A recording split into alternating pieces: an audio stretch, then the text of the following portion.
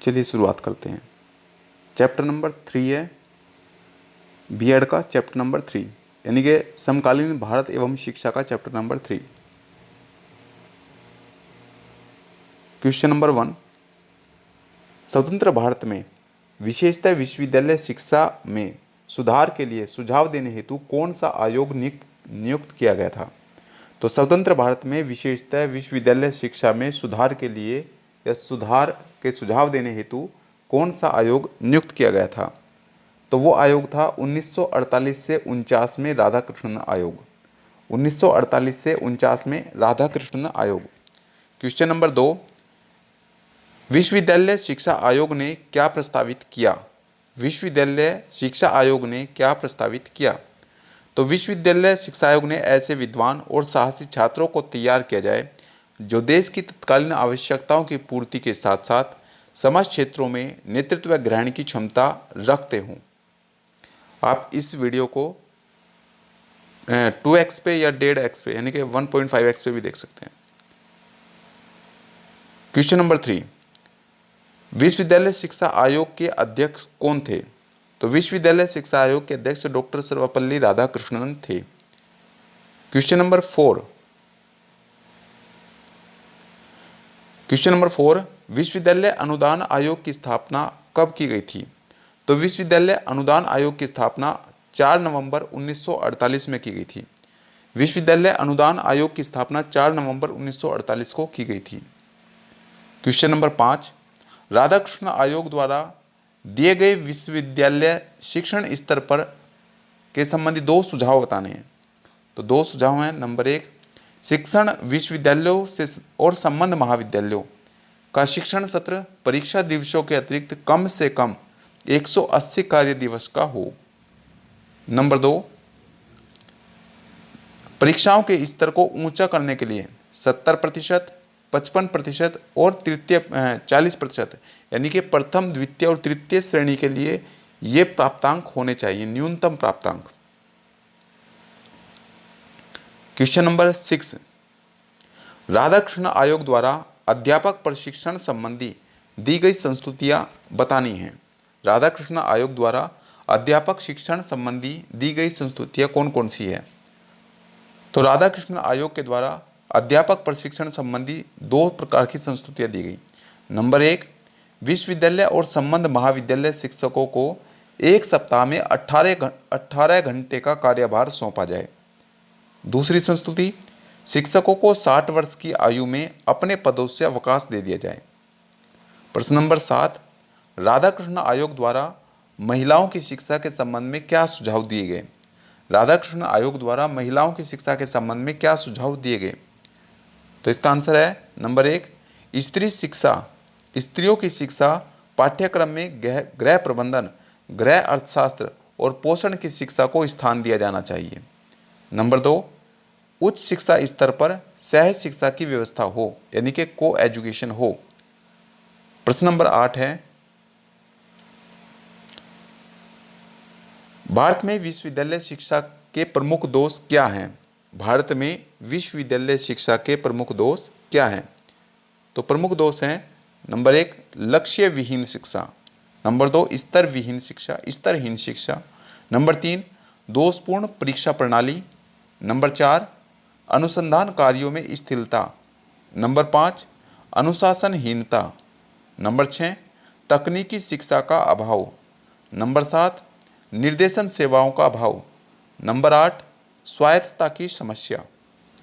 तो ये सभी विश्वविद्यालय शिक्षा के प्रमुख दोष थे। प्रश्न नंबर 9 है, माध्यमिक शिक्षा आयोग की स्थापना कब की गई थी? तो माध्यमिक शिक्षा आयोग की स्थापना 23 सितंबर 1952 को की गई थी। माध्यमिक शिक्षा आयोग की स्थापना 23 सितंबर 1952 को की गई थी। प्रश्न नंबर 10 है, बहुउद्देशीय विद्यालयों की स्थापना का सुझाव किसने दिया? बहुउद्देशीय विद्यालयों की स्थापना का सुझाव किसने दिया? तो बहुउद्देशीय विद्यालयों की स्थापना का सुझाव माध्यमिक शिक्षा आयोग ने दिया। बहुउद्देशीय विद्यालयों की स्थापना का सुझाव माध्यमिक शिक्षा आयोग ने दिया था। प्रश्न नंबर 11, माध्यमिक शिक्षा आयोग ने कौन सी शिक्षा संरचना का सुझाव दिया? तो माध्यमिक शिक्षा आयोग ने 10+2+3 शिक्षा संरचना का सुझाव दिया। माध्यमिक शिक्षा आयोग ने 10+2+3 शिक्षा संरचना का सुझाव दिया। प्रश्न नंबर 12, मुदालियर आयोग ने शिक्षा के माध्यम संबंधी क्या सुझाव दिए? तो मुदालियर आयोग ने शिक्षा के लिए सुझाव दिए। नंबर 1, मातृभाषा या प्रादेशिक भाषा को माध्यमिक शिक्षा का माध्यम बनाया जाए। मातृभाषा या प्रादेशिक भाषा को माध्यमिक शिक्षा का माध्यम बनाया जाए। नंबर 2, आयोग ने त्रिभाषा सुझाव दिया, जिसमें मातृभाषा या प्रादेशिक भाषा, नंबर 2 राष्ट्रभाषा और नंबर 3 विदेशी भाषा हो। प्रश्न नंबर 13, मुदालियर आयोग द्वारा दिए गए माध्यमिक शिक्षा के 2 उद्देश्य लिखने हैं। तो मुदालियर आयोग के द्वारा दिए गए माध्यमिक शिक्षा के 2 उद्देश्य, नंबर 1 व्यक्तियों का विकास तथा व्यावसायिक कुशलता में वृद्धि। व्यावसायिक कुशलता में वृद्धि, तो व्यक्तित्व का विकास और व्यावसायिक कुशलता में वृद्धि, ये मुदालियर आयोग द्वारा दिए गए माध्यमिक शिक्षा के 2 सुझाव हैं। जिसको जल्दी सुनना है वो 2x की स्पीड पे सुन सकता है इसे। प्रश्न नंबर 14, मुदालियर आयोग द्वारा प्रतिपादित माध्यमिक शिक्षा के नवीन ढांचे को स्पष्ट करना है। मुदालियर आयोग द्वारा प्रतिपादित माध्यमिक शिक्षा के नवीन ढांचे को स्पष्ट करना है। तो मुदालियर आयोग ने माध्यमिक शिक्षा को 2 भागों में बांटा है। नंबर 1, कक्षा 6 से 8 तक जूनियर माध्यमिक शिक्षा और कक्षा 9 से कक्षा 11 तक उच्चतर माध्यमिक शिक्षा। तो 2 प्रकार की शिक्षा, नंबर 1 कक्षा 6 से कक्षा 8 तक जूनियर माध्यमिक शिक्षा और कक्षा 9 से कक्षा 11 तक उच्चतर माध्यमिक शिक्षा। पॉइंट नंबर 2, वर्तमान इंटरमीडिएट कॉलेजों को बंद करने का सुझाव दिया और 11वीं की कक्षा हाई स्कूल और 12वीं की कक्षा को डिग्री कॉलेजों से संबंध करने की सिफारिश की गई। माध्यमिक स्कूलों को हायर सेकेंडरी स्कूल नाम दिया गया। जो माध्यमिक स्कूल हैं उनको हायर सेकेंडरी स्कूल नाम दिया गया और यह शिक्षा 11 से 17 आयु वर्ग के बालकों के लिए होगी। बहुउद्देशीय स्कूलों की स्थापना का सुझाव दिया गया। प्रश्न नंबर 15, बहुउद्देशीय विद्यालय का क्या अर्थ है या क्या तात्पर्य है? बहुउद्देशीय विद्यालय क्या होते हैं? तो मुदालियर आयोग ने माध्यमिक शिक्षा को अधिकाधिक उपयोगी बनाने की दृष्टि से बहुउद्देशीय विद्यालयों की स्थापना पर बल दिया। इन विद्यालयों में अनिवार्य और वैकल्पिक समूहों को रखा गया। वैकल्पिक समूह में 7 वर्गों की संख्या में रखा गया था। कितने वर्गों में? 7 वर्गों की संख्या में रखा गया था। प्राथमिक शिक्षा स्तर पर बुनियादी शिल्पों की शिक्षा दी जाएगी। जो बुनियादी शिल्प हैं उनकी शिक्षा दी जाएगी और बुनियादी शिक्षा की निरंतरता को बनाए रखने के लिए इन विद्यालयों में शिल्प अध्ययन, औद्योगिक एवं प्राविधिक विषयों को रखा गया, जिसमें बालक अपनी रुचि से सीखे हुए शिल्प को माध्यमिक स्तर पर सीख सकता था। प्रश्न नंबर 16, शिक्षा आयोग के अध्यक्ष का नाम बताना है। तो शिक्षा आयोग 1964 से 66 के अध्यक्ष डॉक्टर दौलत सिंह कोठारी हैं। शिक्षा आयोग 1964 से 66 के अध्यक्ष डॉक्टर दौलत सिंह कोठारी है।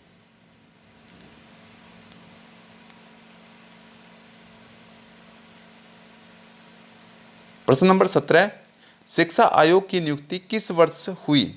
तो शिक्षा आयोग की नियुक्ति 14 जुलाई 1964 को हुई। शिक्षा आयोग की नियुक्ति 14 जुलाई 1964 14 जुलाई 1964 को शिक्षा आयोग की नियुक्ति हुई। प्रश्न नंबर 18, शिक्षा आयोग 1964 से 66 के द्वारा प्रतिपादित बड़े विश्वविद्यालय के बारे में विचार स्पष्ट करना है। तो विश्वविद्यालय शिक्षा के क्षेत्र में स्नातकोत्तर शिक्षा और अनुसंधान कार्य की विशेष व्यवस्था करने के लिए कुछ चुने हुए विषयों में उच्च अध्ययन केंद्र स्थापित किए गए। कुछ विश्वविद्यालयों के कतिपय विभागों को उच्च अध्ययन केंद्र के रूप में परिवर्तित कर दिया गया। आयोग के अनुसार कुछ वरिष्ठ विश्वविद्यालयों का विकास करना, जिसमें सर्वोत्तम प्रकार के स्नातकोत्तर कार्य और अनुसंधान कार्य संपन्न होगा, जिनके स्तर की संसार के किसी भाग में इस प्रकार की सर्वोत्तम संस्थाओं के स्तर से तुलना की जा सकेगी। 6 विश्वविद्यालय वरिष्ठ विश्वविद्यालय के रूप में विकसित करने के लिए चुने गए और इनमें एक प्रौद्योगिकी और एक कृषि का होना चाहिए। प्रश्न नंबर 19,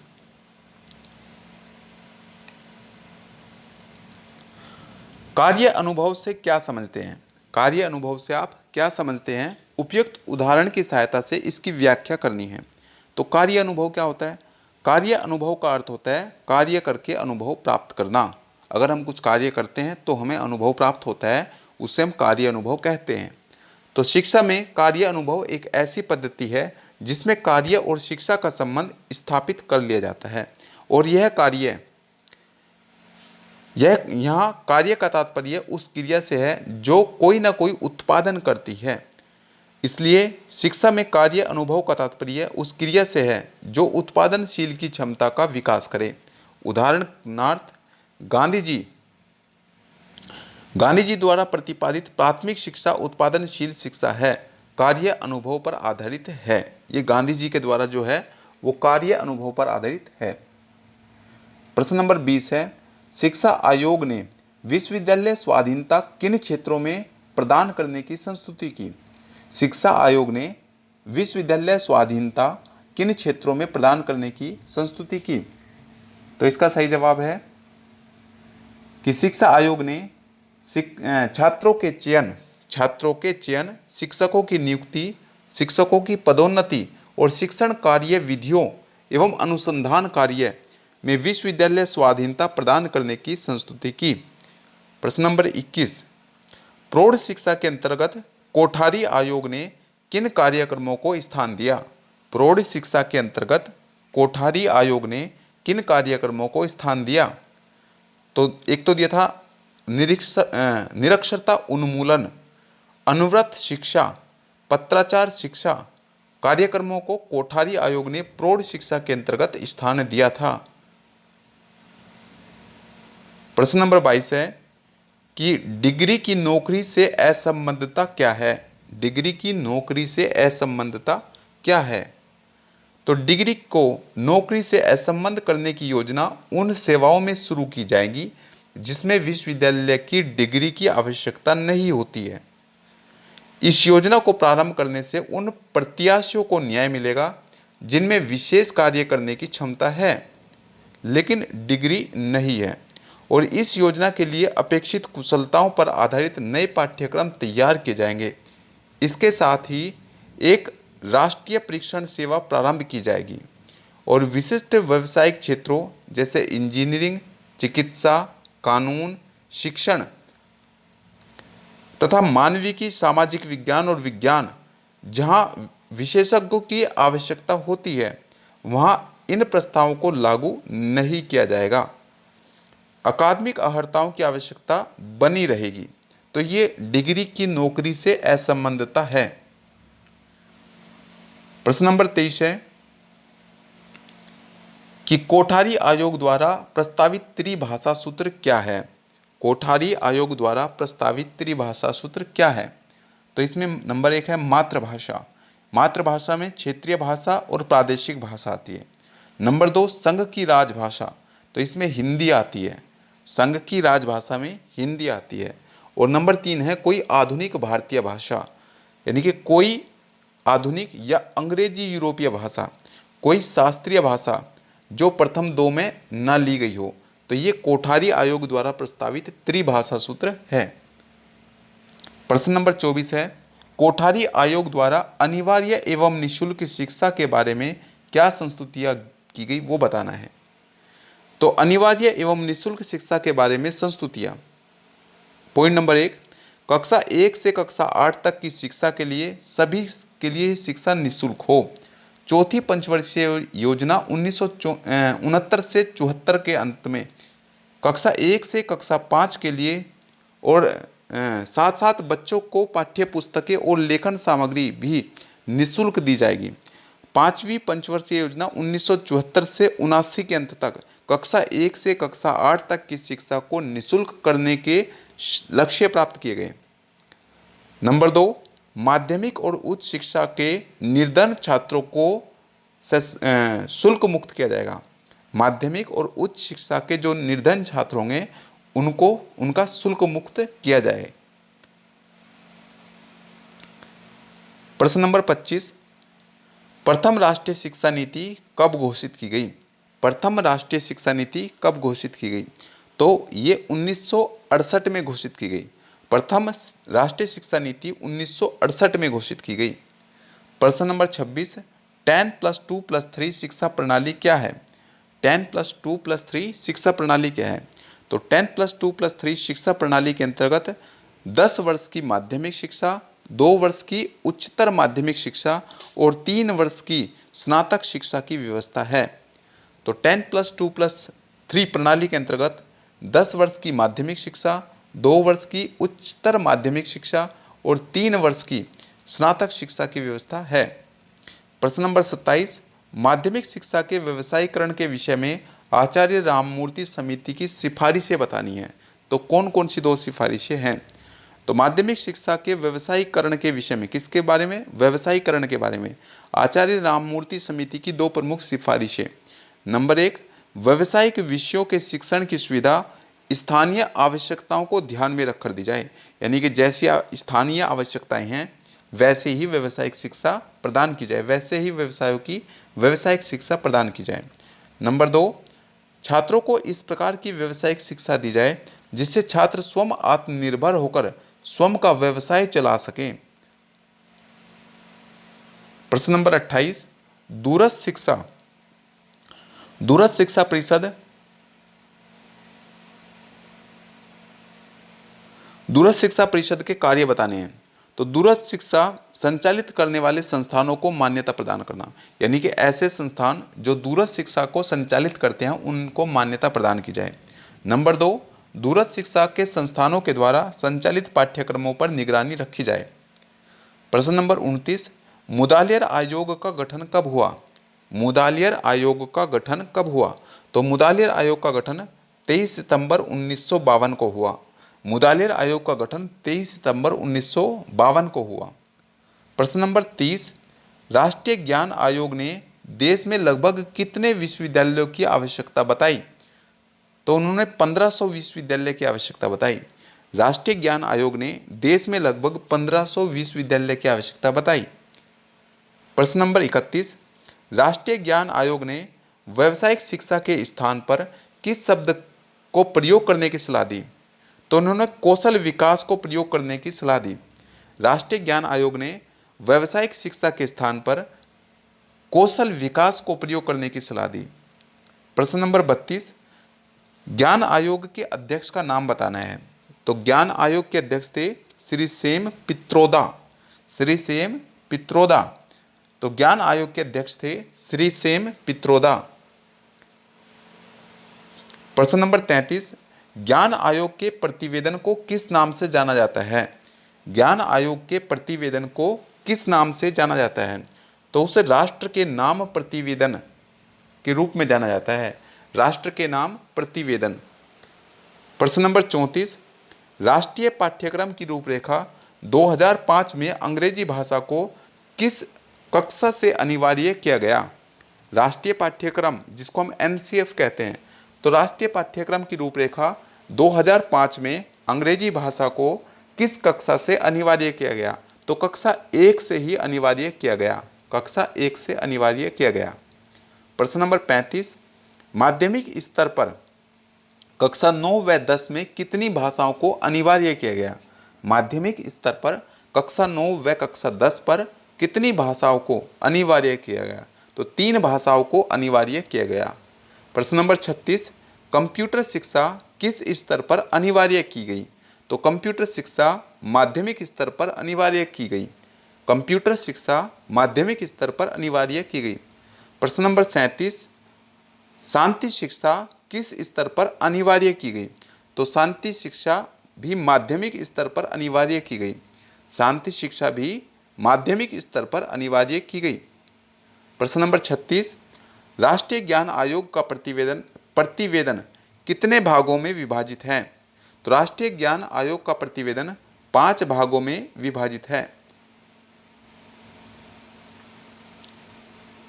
प्रश्न नंबर 39, प्रथम राष्ट्रीय शिक्षा नीति कब घोषित की गई? तो प्रथम राष्ट्रीय शिक्षा नीति सन 1968 में प्रधानमंत्री इंदिरा गांधी जी के द्वारा घोषित की गई। प्रथम राष्ट्रीय शिक्षा नीति सन 1968 में 1968 में प्रधानमंत्री इंदिरा गांधी जी के द्वारा घोषित की गई। अब बात करेंगे बहुविकल्पीय प्रश्नों की। प्रश्न नंबर 1,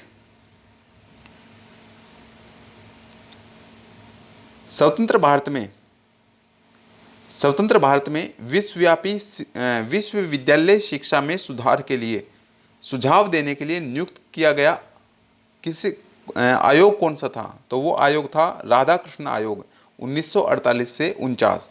तो स्वतंत्र भारत में विश्वविद्यालय शिक्षा में सुधार के लिए सुझाव देने के लिए नियुक्त किया गया आयोग था राधाकृष्ण आयोग 1948 से 49। प्रश्न नंबर 2, ग्रामीण विश्वविद्यालय की स्थापना का सुझाव किस आयोग ने दिया? तो ग्रामीण विश्वविद्यालय की स्थापना का सुझाव विश्वविद्यालय शिक्षा आयोग ने दिया। किसने दिया? विश्वविद्यालय शिक्षा आयोग ने दिया। प्रश्न नंबर 3, भारत में शिक्षा को समवर्ती सूची पर कब लाया गया? भारत में शिक्षा को समवर्ती सूची पर कब लाया गया? तो 1966 में लाया गया। 1966 में लाया गया। प्रश्न नंबर 4, विश्वविद्यालय शिक्षा आयोग का उद्घाटन किया गया। तो विश्वविद्यालय शिक्षा आयोग का उद्घाटन अबुल कलाम आजाद जी के द्वारा किया गया। तो विश्वविद्यालय शिक्षा आयोग का उद्घाटन अबुल कलाम आजाद ने किया। प्रश्न नंबर 5, विश्वविद्यालय शिक्षा आयोग ने संस्तुतियां दी। तो विश्वविद्यालय शिक्षा आयोग ने तकनीकी शिक्षा की, वृत्ति की शिक्षा की और धार्मिक शिक्षा की, यानी कि इन सभी की संस्तुतियां की। प्रश्न नंबर 6, विश्वविद्यालय शिक्षा आयोग का लक्ष्य क्या था? तो विश्वविद्यालय शिक्षा आयोग का लक्ष्य शिक्षकों में गुणवत्ता लाना, शिक्षण के स्तर को उठाना, उच्च शिक्षा का विकास करना, ये सभी थे। तो विश्वविद्यालय शिक्षा आयोग के लक्ष्य थे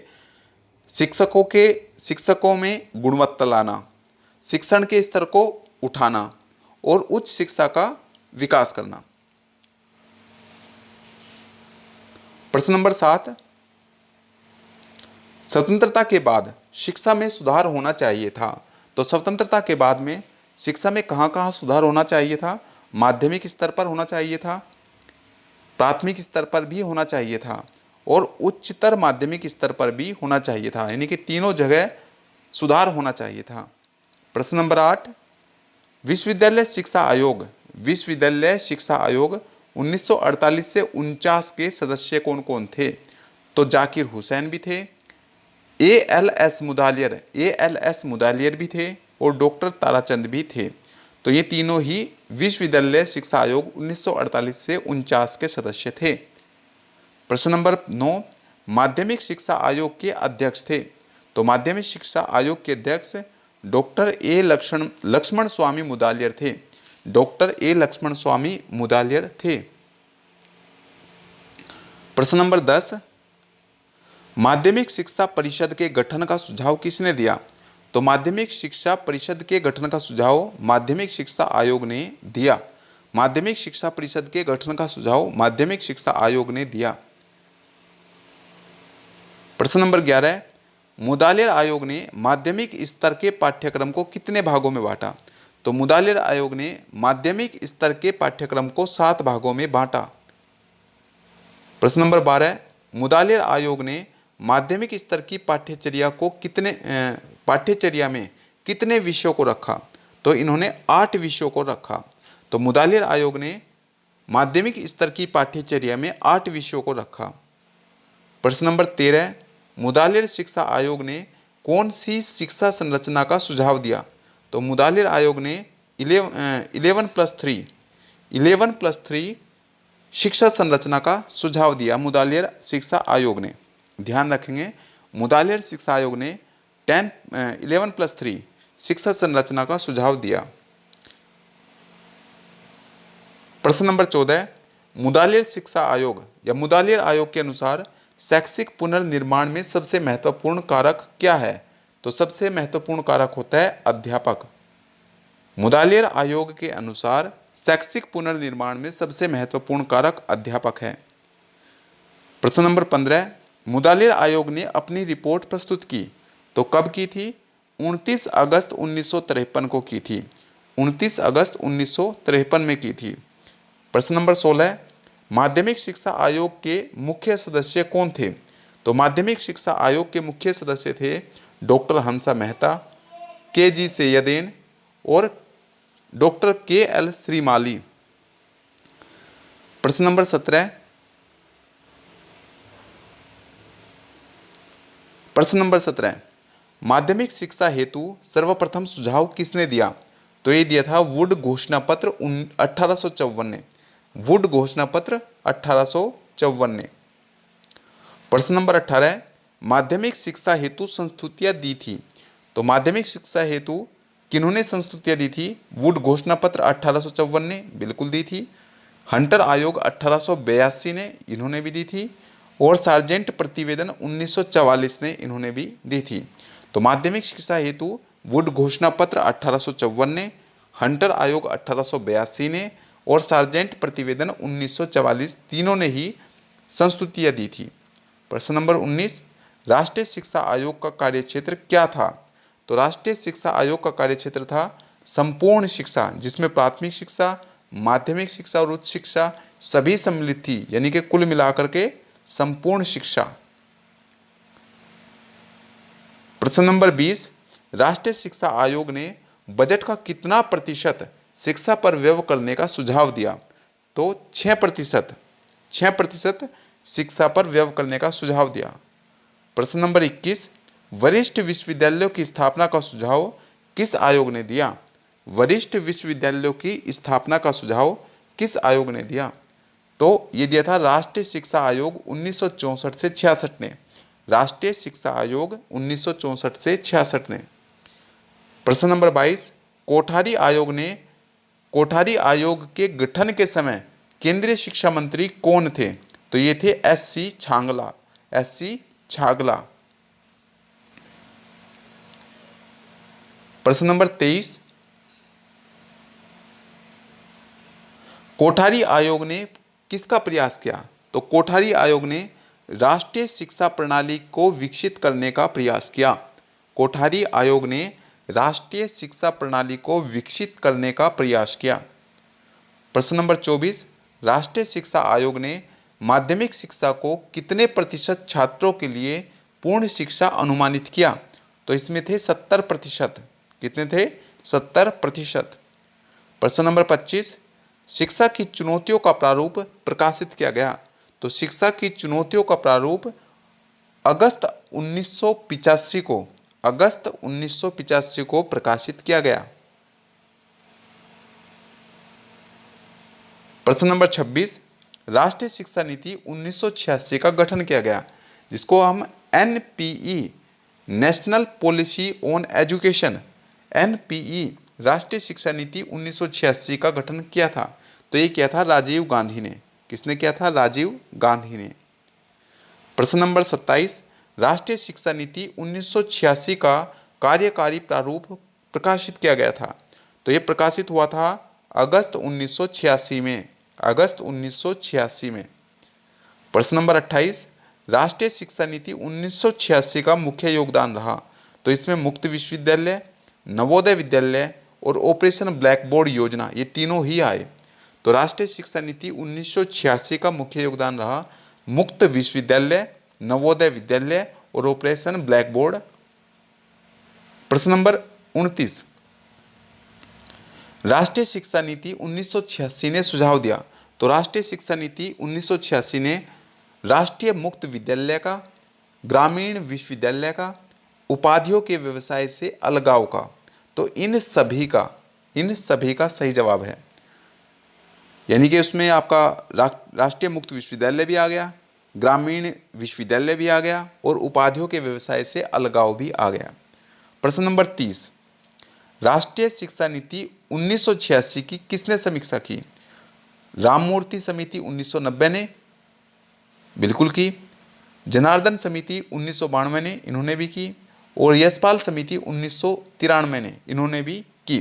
तो कुल मिलाकर इन सभी ने। प्रश्न नंबर 31, राष्ट्रीय शिक्षा नीति का प्रतिवेदन तैयार किया गया था। तो राष्ट्रीय शिक्षा नीति का प्रतिवेदन, ध्यान रखना, 12 खंडों में तैयार किया गया। 12 खंडों में। तो राष्ट्रीय शिक्षा नीति का प्रतिवेदन 12 खंडों में तैयार किया गया। प्रश्न नंबर 32, ऑपरेशन ब्लैक बोर्ड योजना बनाई गई थी। तो ऑपरेशन ब्लैक बोर्ड योजना प्राथमिक स्तर हेतु बनाई गई थी। ऑपरेशन ब्लैक बोर्ड योजना प्राथमिक स्तर हेतु बनाई गई थी। प्रश्न नंबर 33, राष्ट्रीय शिक्षा का लक्ष्य रहा। तो राष्ट्रीय शिक्षा का लक्ष्य राष्ट्रीय पाठ्यक्रम, शिक्षा का समान अवसर और भाषाओं का विकास, ये सभी रहा। राष्ट्रीय शिक्षा का लक्ष्य राष्ट्रीय पाठ्यक्रम, शिक्षा का समान अवसर और भाषाओं का विकास, ये सभी रहा। प्रश्न नंबर 34, राष्ट्रीय शिक्षा नीति 1986 प्राथमिक शिक्षा कक्षा 1 से 5 को कब तक सर्वसुलभ बनाने की घोषणा की गई। यानी कि शिक्षा नीति 1986 को, राष्ट्रीय शिक्षा नीति 1986 को प्राथमिक स्तर पर कब से कब तक सर्वसुलभ बनाने की घोषणा की गई। तो 1990 तक। 1990 तक। प्रश्न नंबर 35, राष्ट्रीय शिक्षा नीति 1986 में उच्च प्राथमिक शिक्षा जो कि कक्षा 6 से कक्षा 8 के लिए कब तक सर्वसुलभ बनाने की घोषणा की गई। तो यानी कि जूनियर हाई स्कूल जो होता है, उच्च प्राथमिक शिक्षा, उसमें 1995 तक।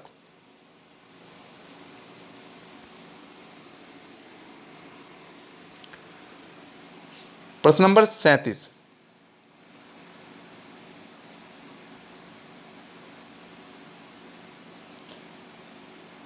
प्रश्न नंबर 37,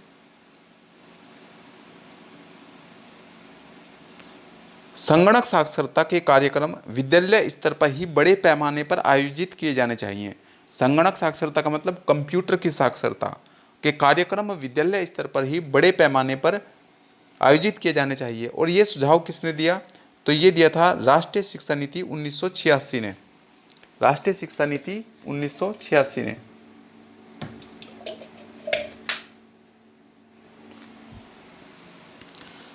प्रश्न नंबर 37, गति निर्धारक स्कूलों की स्थापना का सुझाव किसने दिया? तो गति निर्धारक स्कूलों की स्थापना का सुझाव राष्ट्रीय शिक्षा नीति 1986 ने दिया। गति निर्धारक स्कूलों की स्थापना का सुझाव राष्ट्रीय शिक्षा नीति 1986 ने दिया। प्रश्न नंबर 38, राष्ट्रीय शिक्षा नीति 1986 पुनर्परीक्षण समिति की रिपोर्ट पर विचार विमर्श करने के लिए कौन सी समिति के द्वारा कराया गया था? यानी कि विचार विमर्श किस समिति ने किया था? तो ये किया था आचार्य राममूर्ति समिति 1990 के द्वारा।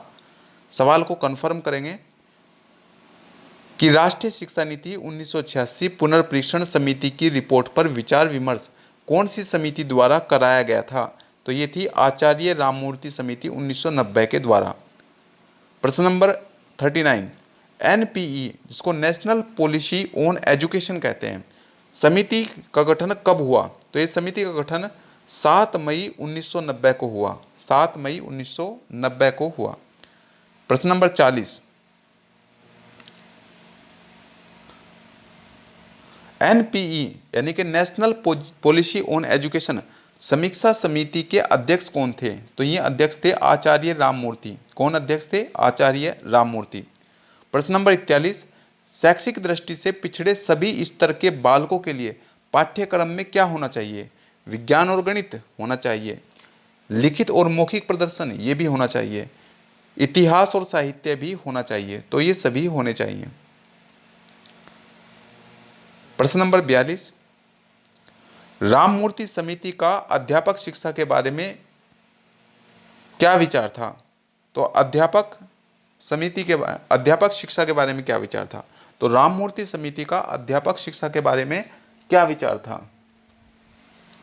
तो राममूर्ति समिति का अध्यापक शिक्षा के बारे में विचार भाई सिद्धांतिक है। भाई अध्यापक शिक्षा सैद्धांतिक होनी चाहिए, बिल्कुल होनी चाहिए। शिक्षण अभ्यास की कमी को दर्शाता है। भाई अध्यापक को शिक्षण का अभ्यास होना चाहिए, अगर उसको कमी है तो वो दर्शाएगा उसको, बिल्कुल सही है।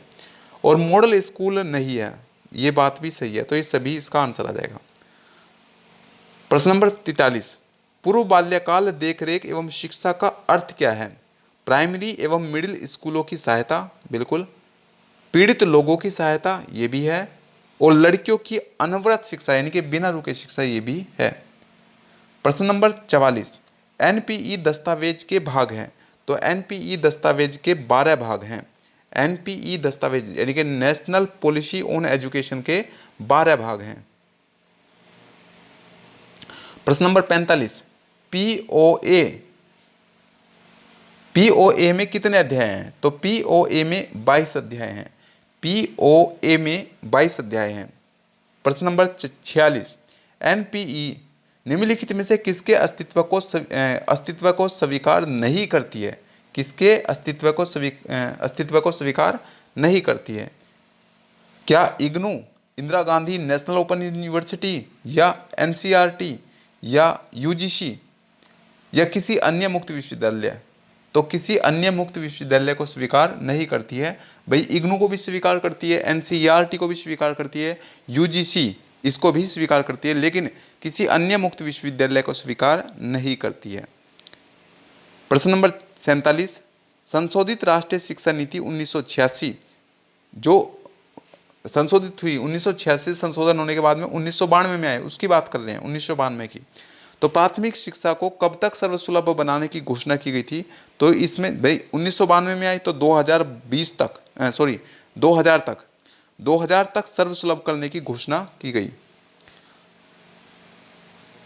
प्रश्न नंबर 48 है, ध्यान रखेंगे इस बात को, 2000 तक सर्वसुलभ करने की घोषणा की गई थी। ब्लैक बोर्ड योजना उच्च प्राथमिक स्तर पर कब लागू की गई? तो ब्लैक बोर्ड योजना उच्च प्राथमिक स्तर पर कब लागू की गई थी? 1992 में, 1992 में लागू की गई थी। प्रश्न नंबर 49, राष्ट्रीय शिक्षा नीति 1986 के समय शिक्षा मंत्री कौन थे? तो शिक्षा मंत्री थे के.एल. श्रीमाली। कौन थे? के.एल. श्रीमाली। जब 1986 की राष्ट्रीय शिक्षा नीति आई थी उस समय शिक्षा मंत्री थी के.एल. श्रीमाली। प्रश्न नंबर 50, राष्ट्रीय शिक्षा का सर्वप्रथम उल्लेख किया गया था? तो संसदीय समिति 1966 में किया गया था। संसदीय समिति 1966 में किया गया था। प्रश्न नंबर 51, केवल कागजों तक ही रही, यानी कि कौन सी शिक्षा नीति ऐसी थी जो केवल कागजों तक रही थी? तो वो थी राष्ट्रीय शिक्षा नीति 1979। राष्ट्रीय शिक्षा नीति 1979 केवल कागजों तक ही सीमित रही थी। प्रश्न नंबर 52, राष्ट्रीय सलाहकार समिति 1952 का मुख्य कार्य क्या था? तो राष्ट्रीय सलाहकार समिति 1952 का मुख्य कार्य था स्कूली बच्चों के बस्ते के भार को कम करना, बिल्कुल। समीक्षा समिति के सुझाव के आधार पर के अनुसार कार्य योजना प्रस्तुत करना और राष्ट्रीय शिक्षा योजना की कार्य योजना में परिवर्तन करना। तो उपरोक्त सभी।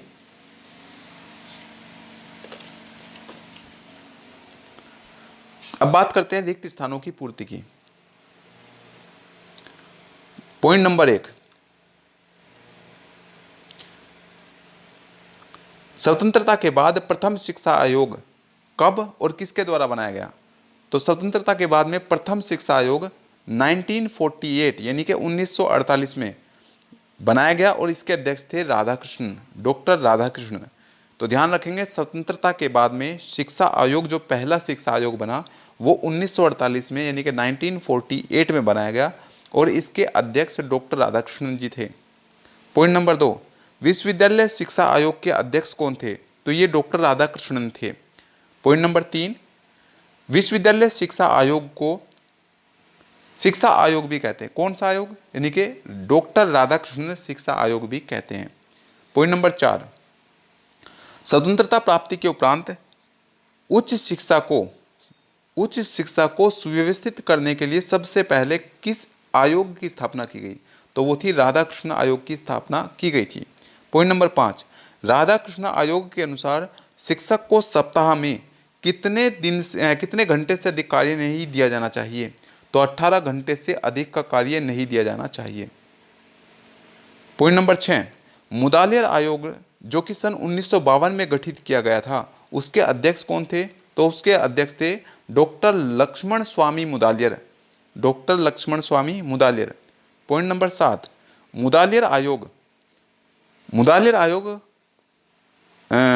माध्यमिक शिक्षा के लिए, मुदालियर आयोग माध्यमिक शिक्षा के लिए गठित किया गया था। पॉइंट नंबर 8, मुदालिर आयोग का गठन सन 1952 में, सन 1952 में किया गया और इसने अपना प्रतिवेदन 1953 में, कब दिया भाई? 1953 में, 1953 में दिया। प्रश्न नंबर 9, त्रिभाषा सूत्र, त्रिभाषा सूत्र आयोग ने प्रारंभ किया गया था, तो ये मुदालियर आयोग ने, ठीक है, त्रिभाषा सूत्र मुदालियर आयोग ने प्रारंभ किया था। पॉइंट नंबर 10, माध्यमिक शिक्षा आयोग ने माध्यमिक शिक्षा में पाठ्यक्रम विविधीकरण की संस्तुति की, तो यहां पर आ जाएगा विविधीकरण।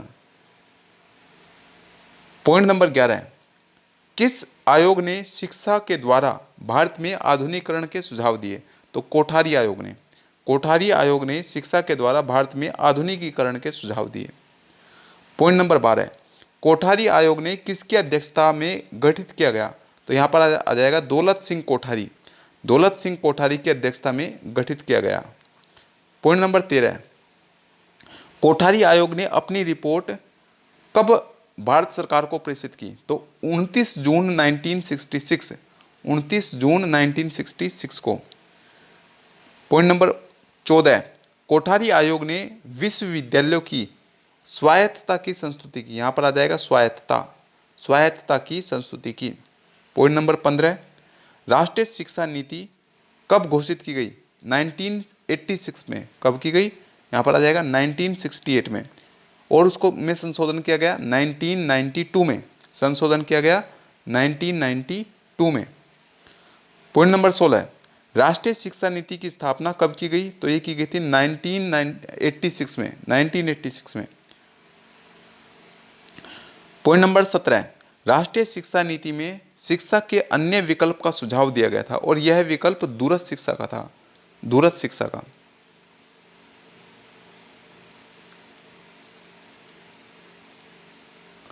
पॉइंट नंबर 18, नवीन शिक्षा नीति के अंतर्गत नवोदय विद्यालय स्थापित किए गए थे, नवीन शिक्षा नीति के अंतर्गत नवोदय विद्यालय स्थापित किए गए। ब्लैक बोर्ड योजना प्राथमिक स्तर के विद्यालयों में सुधार हेतु बनाई गई थी, तो ब्लैक बोर्ड योजना प्राथमिक स्तर के विद्यालयों में सुधार हेतु बनाई गई थी। पॉइंट नंबर 20, राष्ट्रीय शिक्षा आयोग ने बजट का 6%, यहां पर आ जाएगा 6%, 6%, तो 6% शिक्षा पर व्यय करने का सुझाव दिया था। पॉइंट नंबर 21, राष्ट्रीय शिक्षा आयोग का कार्य क्षेत्र संपूर्ण शिक्षा था, यहां पर आ जाएगा संपूर्ण शिक्षा। पॉइंट नंबर 22, वरिष्ठ विश्वविद्यालयों की स्थापना का सुझाव किसने दिया? तो कोठारी आयोग ने। पॉइंट नंबर 23, नवोदय विद्यालय की स्थापना कब की गई? तो नई शिक्षा नीति या न्यू एजुकेशन पॉलिसी 1986 में, न्यू एजुकेशन पॉलिसी 1986 में। पॉइंट नंबर 24, एनसीटीई की स्थापना कब हुई? तो ये हुई थी 1993 में, और यह मूलभूत रूप से शिक्षक शिक्षा में गुणात्मक सुधार लाने से संबंधित थी। अब बात करेंगे सत्य असत्य के बारे में। पॉइंट नंबर 1, राधाकृष्ण आयोग के अध्यक्ष श्री कोठारी थे? नहीं। राधाकृष्ण आयोग ने स्नातक पाठ्यक्रम 3 वर्ष का किया?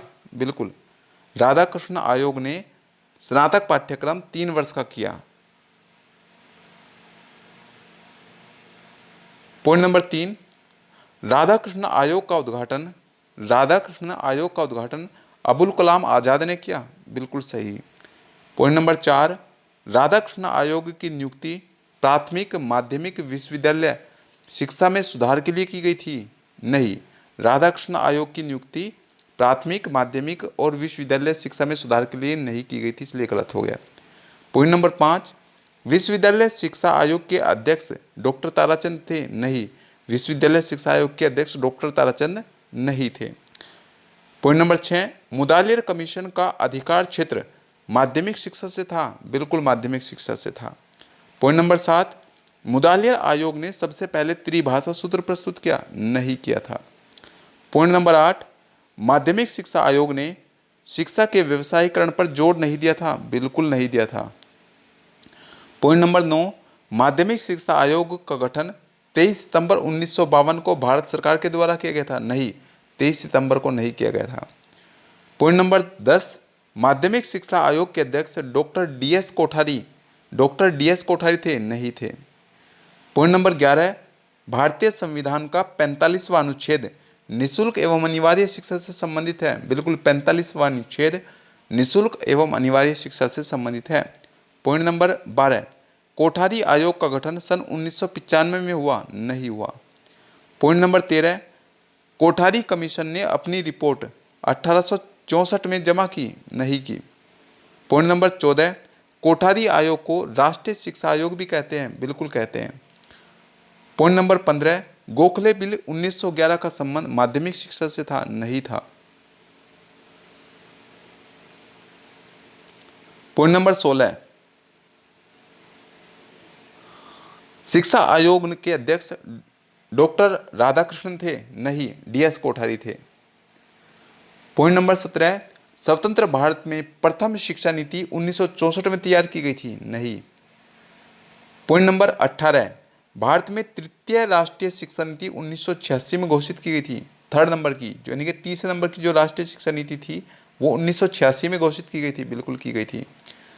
Point number 19, black board operation कार्यक्रम प्राथमिक व माध्यमिक स्तर के लिए बनाया गया था? नहीं।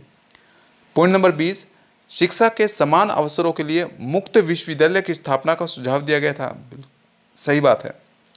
पॉइंट नंबर 21, नवोदय विद्यालय की स्थापना माध्यमिक शिक्षा 6 से 12 की कक्षाओं के लिए किया गया था? बिल्कुल। पॉइंट नंबर 22, राष्ट्रीय शिक्षा नीति 1986 की समीक्षा हेतु प्रथम समिति का गठन 1992 में किया गया था? नहीं। पॉइंट नंबर 23, जनार्दन समिति को पुनर्समीक्षा समिति कहते हैं? सही बात है। पॉइंट नंबर 24, राममूर्ति समीक्षा समिति प्रथम समीक्षा समिति थी? राममूर्ति समीक्षा समिति प्रथम समीक्षा समिति थी? सही है। पॉइंट नंबर 25, स्कूल के बस्ते के भार को कम करने के लिए जनार्दन रेड्डी समिति का गठन हुआ था? नहीं, जनार्दन रेड्डी समिति नहीं थी। प्रश्न नंबर 26 या पॉइंट नंबर 26,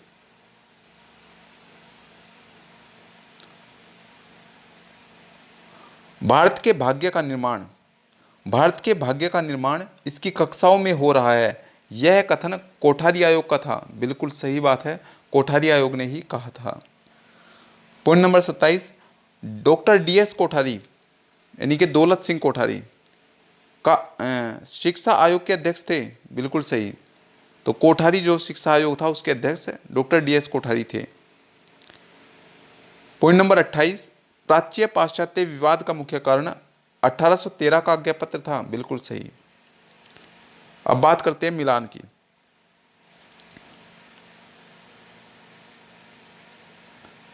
तो राष्ट्रीय ज्ञान आयोग 2007 में आया, राष्ट्रीय ज्ञान आयोग 2007 में आया। फिर एनसीईआरटी 1961 में। फिर आरटीई 2009। फिर है डाइट 1987 में। फिर प्रश्न नंबर 2, इसमें भी सुमेलित करना है, कलकत्ता विश्वविद्यालय कमीशन। तो कलकत्ता विश्वविद्यालय कमीशन को हम कहते हैं सैडलर कमीशन। कलकत्ता विश्वविद्यालय कमीशन को कहते हैं सैडलर कमीशन। विश्वविद्यालय शिक्षा कमीशन को कहते हैं राधाकृष्णन कमीशन। विश्वविद्यालय कमीशन को कहते हैं राधाकृष्णन कमीशन। फिर आता है माध्यमिक शिक्षा कमीशन। माध्यमिक शिक्षा कमीशन को कहते हैं मुदालिर कमीशन। माध्यमिक शिक्षा कमीशन को कहते हैं मुदालिर कमीशन। और भारतीय शिक्षा कमीशन को कहते हैं कोठारी कमीशन। भारतीय शिक्षा कमीशन को कहते हैं कोठारी कमीशन।